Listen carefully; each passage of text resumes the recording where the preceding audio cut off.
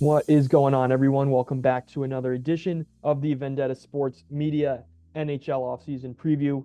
Once again, I'm Chris Bagdonis, and you can tell pretty clearly with the Stanley Cup banners behind me. In the United Center, we are doing the Chicago Blackhawks today. They obviously will have the second overall pick in this year's NHL draft. It is a very interesting project going on over there with Connor Bedard as your centerpiece and Kyle Davidson.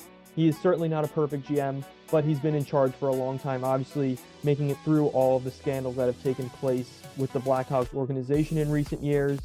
And without further ado, let's get right into it, people. So I'm going to be sharing my screen, sharing none other than Cap Friendly, of course. Rest in peace to Cap Friendly after the draft and free agency this year. If you have not read Trey's article, the Washington Capitals will be purchasing Cap Friendly, and they will be shutting down in early July. So as these episodes go on, just keep that in mind. I'll be using it to the fullest extent as we go on here, and it will be put to good use. So obviously, you see right here the cap situation for Chicago. They have a little under $33 million in cap space. That is a lot of money to play with. Obviously, they are a big market team. They can attract some free agents. You'll see with my San Jose Sharks video, the first episode, they do have some pull. Obviously, some good players have been there in the past. I wouldn't put it past them to maybe pick up a couple decently cap sized players, some medium sized contracts. But I think if you look at the rumor mill, one of the players Chicago might be on the lookout for is Jake Gensel, the free agent. Of course, spent the end of the season with the Carolina Hurricanes, got eliminated in the second round of the playoffs. He is due for a major payday. It is obviously to be determined where he will end up, but if he wants to play with Connor Bedard, kind of establish himself as, the guy that kickstarted his career and, helped his development into a future superstar, that would not be a bad idea for Jake Gensel. And you see here, obviously there are only about 1, 2, 3, 4, 5, 6, 7, 8, 9 forwards under contract for the 2024-25 season.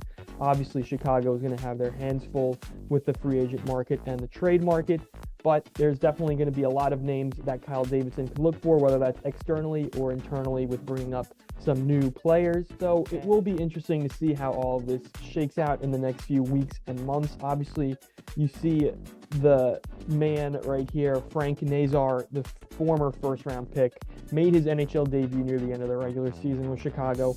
He will definitely be a part of the core moving forward with Bedard and others. But we will also take a look. I usually have elite prospects. They do a great job of putting farm systems out there. However, I believe they just did their reset for the 24-25 season. I was having a hard time finding this most recent season stats.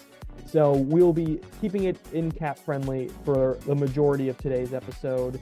And when we look down here, there's a couple of guys in Chicago's farm system that I want to be taking a look at. First of all, when you look up front, Colton Dach is someone I would definitely keep an eye out for, a 2021 second-round pick. He has been making his way kind of as more of a power forward type of guy. You'll see his stats here coming up, and did very well in the 21-22 season. You'll see in the WHL. Obviously, kind of bounced around in more recent seasons. Eventually did make it up to the AHL in 23-24, where obviously there's an adjustment period there. But I would not be at all surprised if he's one of the first names kind of coming up from the AHL if he does well and starts the season hot. And then you look elsewhere. In particular, it's going to be on the blue line. It's going to be Wyatt Kaiser and Ethan Del Mastro. Kaiser already played some NHL games with the Hawks this past season. You'll look down here, made his breakthrough in the previous season, and another 32 games this past season with 7 points. So good for him. He had a plus minus of 0, and obviously, one of the bottom feeding teams. I take that as a compliment to him, kind of being able to say, this past season he wasn't a net negative, wasn't giving up too many goals when he was on the ice. But, of course, he is going to be a full-time NHLer. You think about that left side, you already have Alex Vlasic locked up. They gave him a 6-year contract with a $4.6 million cap hit. He is definitely going to be a piece of that blue line for the future. And, of course, like I said, Del Mastro, he's another left-handed defenseman. So they will be pretty set in that department moving forward. Obviously, I think many can attest to the fact that a right-handed defenseman. It's a bit more of a premium position in today's NHL, especially if you're a puck mover. Someone like a Cale Makar, of course. You look at other ones. My Islanders bias with Noah Dobson. That is a major name. And you see Brandon Montour right now for the Florida Panthers. He is also going to be making a big pay raise this offseason. But he made another, as I said with Del Maestro, he made his debut with the Blackhawks near the end of the regular season. Had a solid year in the AHL with the Ice Hogs. I could see him eventually making his way into the blue line, if not being a seventh defenseman, assuming everything goes well in the AHL level for him to start the season. And of course, I'm not the prospect guru. I definitely try to find out the top of most teams' farm systems. I will never, claim to be an expert like there are many others in the hockey universe, but I definitely try to have at least a general knowledge of what these teams have and who these fan bases are looking forward to. But without further ado, we will be going into the armchair of cap friendly, and we'll look here with the Blackhawks. Another obvious way they could fill up that salary cap they have this year is to be taking on bad contracts and taking on some sweeteners from other teams. There's plenty of buyout candidates. There's plenty of names that, if you have not seen here on Cap Friendly, you will definitely see on Twitter that fans are trying to get rid of. And we'll just look right here. None other than Cam Atkinson and a 6th-round pick from the Flyers. I could very much see Kyle Davidson opting for a move like this. Atkinson has one more year left on his contract. He will be a free agent next year. I think just under $6 million he makes as a cap hit. And he's someone who was a proven scorer in the NHL. Obviously, age and injury has kind of slowed him down in recent years. But he's someone that could kind of fill a spot in that top 6 and definitely make an impact, at least for this upcoming season. Another name is Justin Holl, the right-handed defenseman currently on the Detroit Red Wings, taking on a 3rd-round pick there. That's not at all bad value. Let's just take a quick look here at Justin Holl's contract. He is making $3.4 million against the cap for another 2 seasons. Obviously does have a no-trade clause, so maybe if he's not interested in going to Chicago, that really may not be an obvious outcome, but I don't hate that move. Obviously, I just said the left-hand side of defense, at least for the future, looks good for Chicago, so why not fortify that right-hand side? And I also like this move too, Spencer Knight. Obviously, you have Mrazek in net right now, but having a capable goaltender, obviously, before Sergei Bobrovsky came in and Anthony Stolarz, of course, he has kind of shown Knight in the past that he can be a stable hand in net, and even in playoff games for the Panthers, he started. And obviously, a 3rd-round pick for this team, you will look. They have no shortage of draft picks, so I don't think Davidson would be too upset to give up a mid-round pick for a proven quality starting goaltender in the NHL. Obviously, you also see here another move they made a couple of weeks ago. They decided to part ways with a 2nd-round pick with the New York Islanders in exchange for being able to move up a couple of spots in both round 1 and round 2. Obviously, that is probably because they have a couple of guys on their list that they want to bring in and make a piece of their future. Their scouts have been working around the clock all year knowing that it would not be a successful NHL season. But we'll look here after these trades. Obviously, Taylor Hall is another name. He has been on the long-term injured reserve. I highly assume that they will take him off, and of course, we're hoping he stays healthy. He was obviously brought in from the Bruins last summer to be a scoring help, a guru of sorts for Connor Bedard. And you also see here a Patrick Kane reunion. I do not think that will happen personally. It definitely does not look like Kyle Davidson is interested in that. I believe I read some quotes of his the other day that they will not be pursuing the former Hart Trophy winner in free agency. And even at $8 million, I think we can all agree that he is nowhere near that price point anymore. But I think this is a solid kind of look at what the Hawks could do, bringing back a couple of their free agents, that their in-house free agents, bringing on a cap dump or 2, and then making an upgrade. I think that Spencer Knight is a solid option. You see here, he's only 23 years old. You look at his stats, obviously, this is the pre-2023 Panthers, but he did start playoff games for them in the past and has held his own. I think this is a very sensible move. Obviously, with Florida, you have Bobrovsky in there and Stolarz, who's a pending free agent. But Spencer Knight, $4.5 million, that should be reallocated when you consider that Sam Reinhart's going to make a major raise. They would probably like to bring Brandon Montour back if they can, but many teams will also be in the market for him too. But I think this is a very good starting point of what the Hawks could do in 2024. Let's take another look at one. Let's see.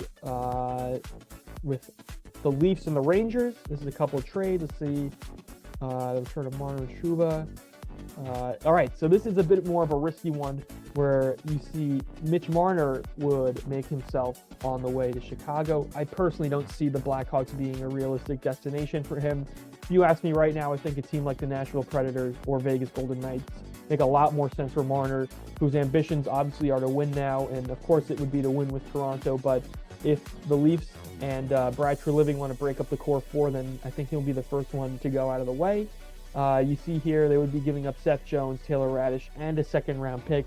I know Seth Jones has gotten a bit of a bad rap in recent years, but he was brought in as someone to kind of usher in this new era of Blackhawks hockey, and I think it was Kyle Davidson that signed that mega deal. I don't think it would really make a lot of sense for them to go and do this type of move right now.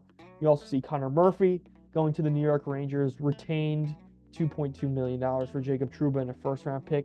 I could see them potentially being in the market for Jacob Trouba, in a cap dump type of situation, but I don't really know if this is a deal that the Rangers would want to do, taking on Connor Murphy. I think they would be interested in offloading Trouba's salary entirely, and if it means giving up a first-round pick, so be it. But I could see a team like Detroit maybe being interested in that, or another one, maybe like Utah, San Jose. But obviously you see these other retained salary. Obviously Connor Murphy is hypothetical here, but Josh Bailey and Jake McCabe are going to be on the books. Again, this is just a personal preference thing. Chicago fans, if you want Mitch Marner, by all means, make yourselves known. I don't really see the fit there currently, but if you do, then by all means. He is a great player and someone who would obviously generate some chemistry with Bedard, but that's just me. And then you see some comments here. We don't really need to go through too many of these. Let's go back. We're going to take a look at one more. Let's see. Hawks thoughts. Let's do this. So obviously a lot of RFAs coming back. You can see here Kaapo Kakko. I think that Chicago could make sense for Kaapo Kakko if the Rangers decide to give up on him. I think that, he has a lot of potential. Obviously, he was brought in as a former second overall pick in the NHL draft a couple of years ago, and he never really fit in from the Rangers timeline from the beginning.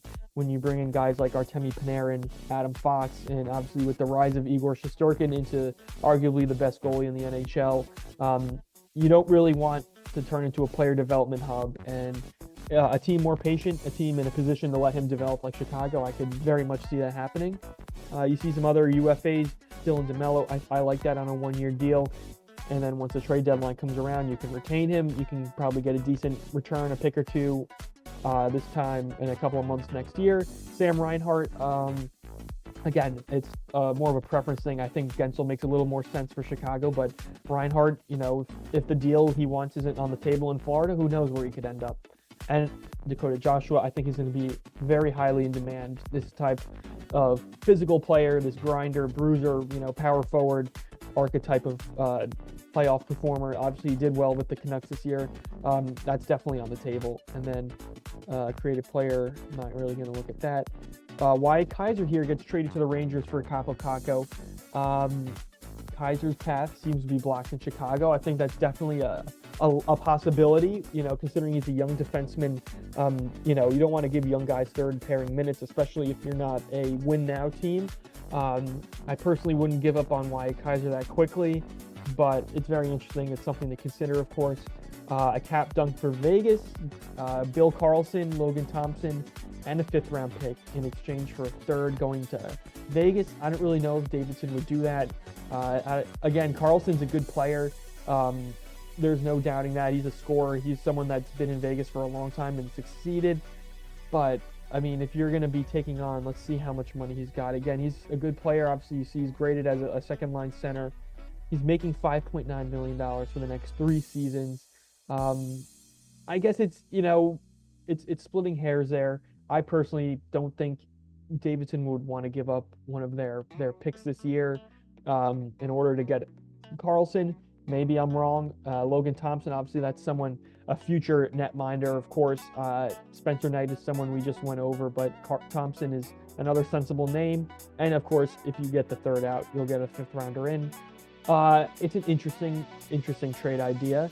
Definitely not the first name I would think of when it comes to William Karlsson, whether that's for Chicago taking on or Vegas cutting ties with. I think he's someone they really appreciate.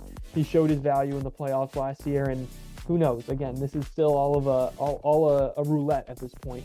And then a cap dump to Utah, Andreas Athanasiou, getting a 4th rounder back. I don't really know what this is for. You don't really need to help Utah get to the cap floor. They can probably do that themselves in free agency. And this is an interesting one. You have Connor Murphy going to Carolina for Jack Drury's RFA rights. That's an interesting one. Obviously, I don't think he's quite a 4th-line center type of player yet. I think he's more of a 3rd-liner. He's still a very young guy. Again, as an Islanders fan, I was able to see him in the playoffs a couple of years. And he's one of those young guys that obviously in the Rod Brind'Amour system, he plays the right way. Definitely a fit in Chicago, when it comes to acquiring and accumulating young talent, but I don't really see that right now for them. And then you see here DeMello, this is their creative player. Maybe it's just another, entry-level guy, rookie, young guy. Let's see. Korchinski, that's another name. He's obviously going to be a mainstay there. I think the creative player is Artyom Levushnov. He would be if they picked him with the 2nd overall pick in this year's draft. That is something I have also not really touched upon, is who they picked with the 2nd overall pick in this draft. I was thinking, for argument's sake, I would go with Ivan Demidov. He is obviously, coming into the draft cycle, many people picked him behind Macklin Celebrini as that number 2 player in terms of skill and talent. Obviously, you'll see here, he is 5'11". He's a bit undersized, but, you think about the Flyers getting Matvei Mishkov last year. Kirill Kaprizov, obviously the Wild picked him a long time ago, and, they were patient with him and they let him, make his way into the NHL, and now he's, an elite player. I don't really hate the idea of picking him 2nd overall. I mean, you just see what he did in the MHL, which I believe is the minor leagues in Russia, and he was, 2 points per game over there. Obviously, in the KHL, hasn't really made it there yet, but I think the fit is there for Demidov. Again, Hawks fans, you know it better than me. I'm just going off of, general draft boards and, what the noise has been for the past few months. But if it's going to be someone like Levushnov, again, I apologize for the pronunciation. I think that's also a fit. But without further ado, here comes the fun. We're going to be creating our own Chicago Blackhawks simulation for the 2024-2025 NHL season. And we will continue.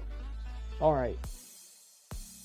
So, you look at this. We have an empty palette, a blank slate, so to say. And let's just get right into it. I think Taylor Hall, obviously, I said he will be back. Let's put Nick Foligno here. Phil Khrushchev, I think he's definitely going to be a future piece for this team. He's someone that makes a lot of sense. I'll put him down the middle for now. Ryan Donato will be there. Put Lucas Reichel there, and all right. Well, of course, as you remember, my first trick will be going into free agency. Let's see. And finding none other than the man they call Jake Gensel. And we will get him. Again, I've heard these hypotheses about a shorter term deal and a higher AAV, one that teams won't really want to compete with. So I'm going to do an 11-year, $33 million deal. Let's make sure I have these zeros correct. And let's sign him. Welcome to Chicago, Jake. You're going to be playing on the top line with Bedard. And I have Frank Nazar there. He could easily play in the center too. See who else.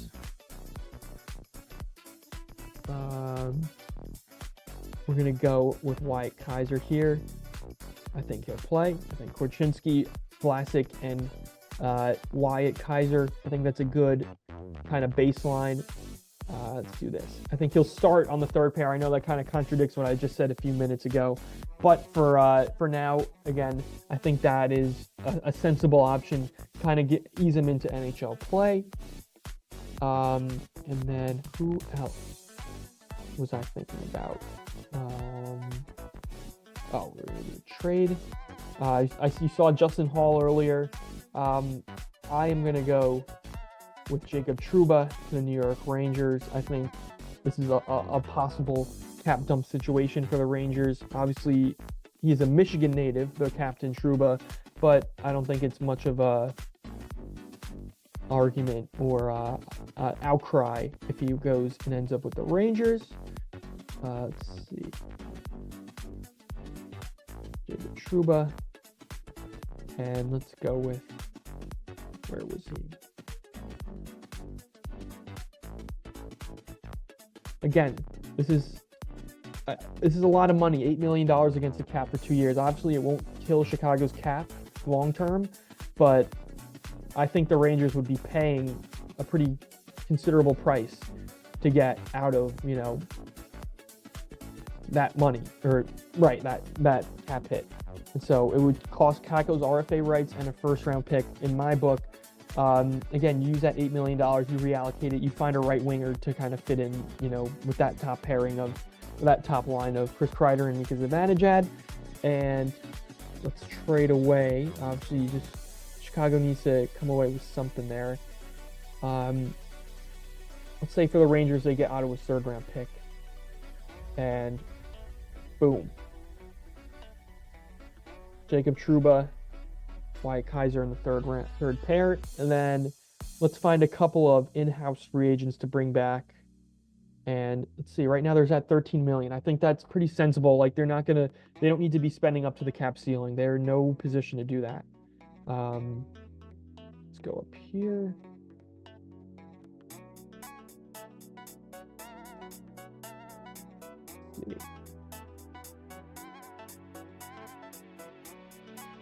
Tyler Johnson, I think he's out. I think another contending team could make use out of him.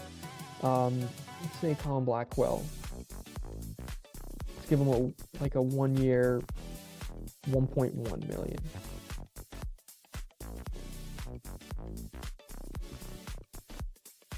That's someone you can just fit, slot him right in. And then let's take a look at Jared Tenorti. He's, a seventh defenseman right now. Obviously, if you're not really set on Kaiser starting with the big club in the NHL, it's like another 1 year, $975. And let's get one more, like Rem Pitlick. He's a fourth liner. Obviously, let's give him 27. Yes, let's give him 2 years, $1,125.